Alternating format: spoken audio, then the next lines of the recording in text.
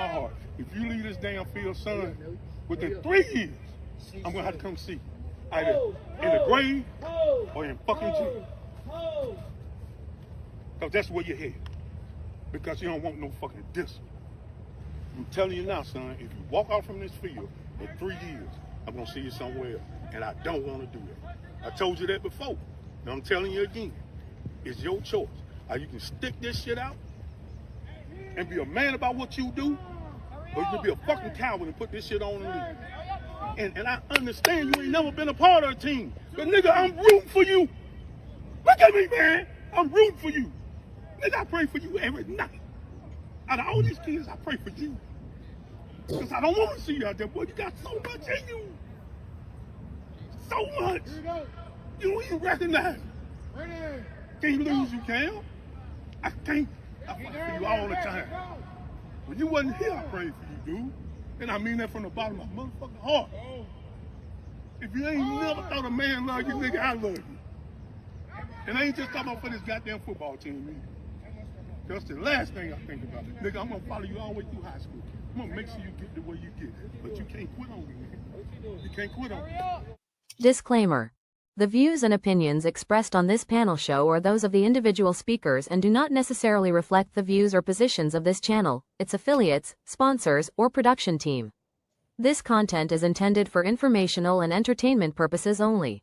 Viewer discretion is advised. We encourage respectful dialogue and critical thinking around the topics discussed.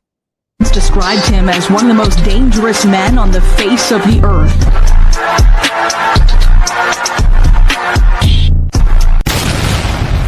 Welcome to the Man Cave. Welcome to the Man Cave. I'm Gray Mars. I'm Nora Christine. I'm 85 Slim. Ken Billions, what's good? Heaven. I'm Heaven. So y'all just saw the clip. Slim, your nephew in the NFL. Can coaches save these players, or is that not their job? Oh man, I probably would have started with the bro's pants. Them jeans was tight. You could count the change in his pocket. Nah, let me stop. Yeah, man, I think that was a good speech, and I could feel it. I could feel it through here just watching the video.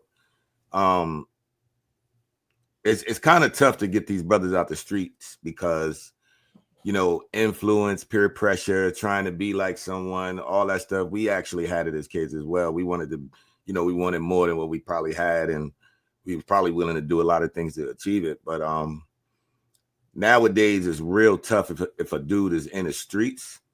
But he's right. There's a lot of talent that's out there being wasted because they're in the streets.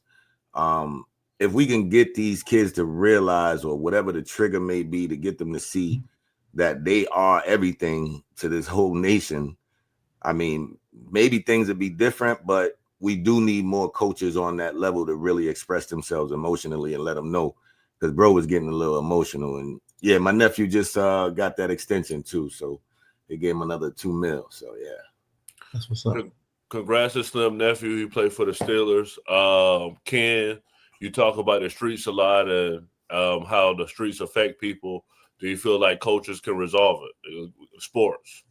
I do feel like that, but I will say I kind of think we have a kink for this though. When we see like black men on camera crying, talking to the youth, like it'd be like black men specifically, where you might see other cultures, their way to connect with the youth might be more from a philosophical perspective.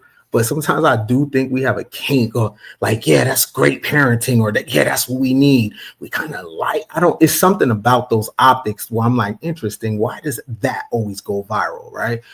I think in order to connect with the youth, it's important to find out what language do they resonate with. I don't think many older generations have the language and the bandwidth to actually connect with the people that they're talking to. So we oftentimes go back to an old approach of, you know, saying very emotional, very like the language isn't the same. I personally believe with these kids and men, we can actually soften our language and they'll listen better. I think the approach for men talking to young people, even women, I think our language has to be a little different. It's the age of Aquarius. The language has to change. Nora, you always talk about your son playing sports. I know he's very young, and I know a lot of women skeptical because the injuries with football. I mean, do you think that that's the solution? Sports. I think unfortunately, and historically, unfortunately, it was the Black community, but now it's all of America. We see a lot of absentee fathers. So someone is going to have to take the male role model in these young boys' lives. So the language is harsh. I'll agree with Ken. However, make our men great again, make our men strong again, make our men masculine again. Sometimes you need tough love to get these boys on the right path. And if this is the only male they see, I mean, so be it. Then that's the tough love they need to straighten out their lives. Heaven, I know you're a girl mom, but I know you talked about your girls doing sports. Is sports the answer to discipline with children?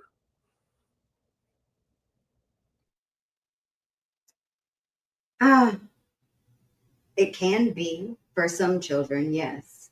It just depends on the child's what they enjoy. But in a leadership role, I think it's extremely important for men to show their strength as he was and their vulnerability, because I don't think young boys are given permission to be vulnerable and permission to feel their feelings. So to see and hear this strong, compelling speech with emotion, I think that's extremely important for young men to see from a leadership perspective. For sure. Well, Rudy Giuliani, he's extremely old, but he tried to stop a domestic violence